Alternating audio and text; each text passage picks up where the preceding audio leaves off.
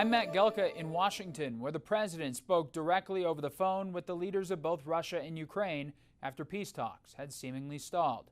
Now President Trump is saying it's moving in the right direction. A series of high-stakes phone calls between President Donald Trump and the leaders of both Ukraine and Russia. Trump spoke with Ukrainian President Volodymyr Zelensky and Russian President Vladimir Putin individually over the phone Monday.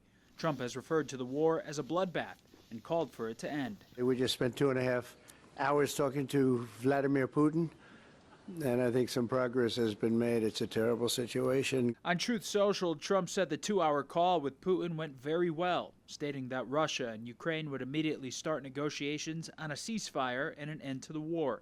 He also said Russia wants to engage in large-scale trade with the U.S. and that the Vatican is interested in hosting the peace talks.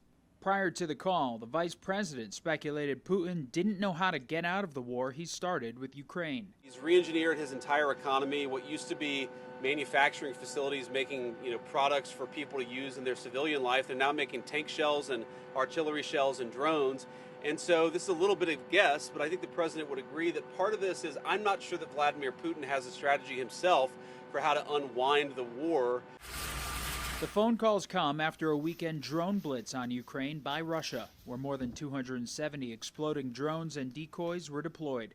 The vice president met with Zelensky in Rome over the weekend to talk peace negotiations and a potential ceasefire, and also bury the hatchet from a contentious Oval Office exchange in February. Have you said thank you once this entire meeting? No, in this entire meeting, have you said thank you? Putin no-showed face-to-face peace negotiations in Turkey last week, with the White House saying President Trump has grown increasingly frustrated with how talks have gone. The president had previously put the prospect of tough economic sanctions for Russia back on the table, saying it's an option he hopes he doesn't have to use.